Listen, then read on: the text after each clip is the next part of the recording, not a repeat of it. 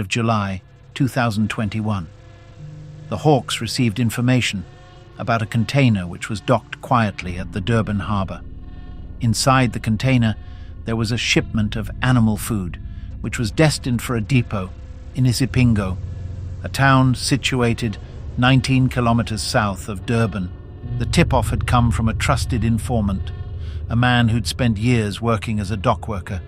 He claimed that a container carrying animal feed was stuffed with bricks of imported cocaine. Within hours, the senior generals within the South African Police Service formed a covert task team, which included the Hawks, the Durban Harbour Police, and border security. When the convoy arrived into Isipingo, the air smelled of diesel and sea salt. Officers formed a perimeter around the shipping yard, while others forced open the container doors. Inside, rows of brown feed bags stacked perfectly to the ceiling. But beneath the second layer, something caught an officer's eye. A canvas bag branded Jaguar. Another read TikTok. When they cut the first one open, a fine white dust spilled into the air. Cocaine, pure and uncut. 541 kilograms of it. Street value over 200 million rand. For a brief moment, celebration filled the air. The Hawks had landed one of the biggest drug busts in South African history. Under tight guard, the cocaine was loaded into armoured vehicles and driven south along the coastal road to the Hawks' office in Port Shepstone, a small, sleepy town that suddenly became the custodian of a fortune in white powder. What no one knew then was that this victory would soon turn into the Hawks' darkest scandal. Well, 541 kilograms of cocaine worth 200 million rand was stolen from the Hawks' serious organised crime offices in Port Shepstone between Friday and yesterday morning. The suspects are said to have forced entry into the building through the windows and tampered with the safe that was used to store exhibits. An inquiry is currently being conducted into the circumstances of the theft. Hawk spokesperson Brigadier Nomtando Mbambo joins us now for more. Brigadier, a huge stash of cocaine there. Is that the most secure storage facility that was available to the officers in charge? Good morning, Anika, and thank you for having me. Yes, the storage where the consignment was placed is indeed the safest one. It is just unfortunate that we had to experience this break-in that when you're conducting our preliminary investigation, it actually shows that whoever or the people who are involved in this theft were most sophisticated criminals and using sophisticated tools. I know it's still early days and you don't like to speculate, but could it possibly have been an inside job? We will be looking in all angles, Anika. We won't leave anything aside, because now the first thing that we would need to know is how did the people know where the safes are, and between the two safes in the offices, which safe to actually where the drugs were actually placed. So those are the things that we will be looking at, because it seems like the people who did this knew exactly what they were looking for and they knew exactly where to find it.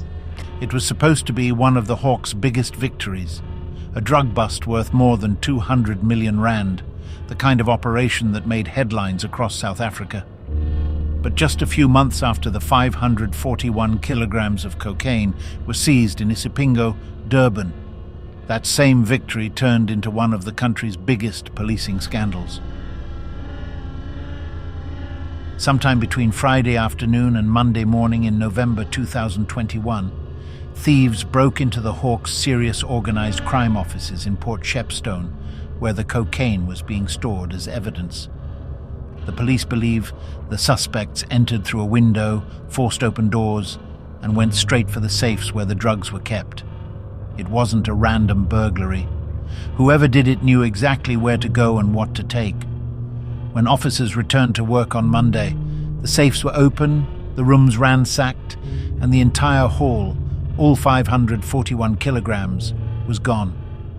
The burglary sent shockwaves through the South African Police Service. Lieutenant General Godfrey Lebeya, the head of the Hawks, immediately ordered an internal investigation led by senior officers and the forensic unit. The case was classified as a business burglary, but many, including Parliament, suspected something far worse, an inside job. How could hundreds of kilograms of cocaine disappear from a high-security government building without anyone noticing? Every year, millions of rands worth of cocaine are seized at the Durban harbour, South Africa's busiest port and one of the largest entry points for goods on the African continent. But behind the stacks of shipping containers lies a darker trade. The endless flow of white powder trafficked by powerful drug cartels. Durban has quietly become one of the key landing zones for cocaine smuggling into southern Africa, and the consequences are being felt everywhere, from city nightclubs to rural townships. This is the metro, this is the TM, and this is the baby. I'm going to open this up and then put it onto my foil. This is where they call it Chase the Dragon.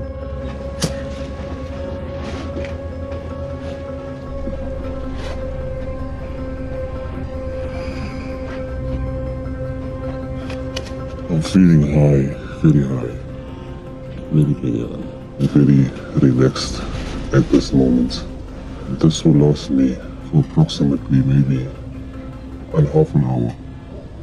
Without having the substance, my stomach will start giving off pains, and the only thoughts on my mind is to get money to buy my next escape. I've done the wrong things in my home. I've taken things, started off with my own assets, then it got worse, went to my brother's belongings, and ended up in a big situation where I was put out of the house. My parents was trying to correct me from my mistakes, and I failed. It's a losing battle. I've lost a lot of trust, loyalty, understanding in my community and in my home. In the last few years, law enforcement agencies have intercepted massive shipments of cocaine disguised as animal feed, frozen chicken, or industrial chemicals.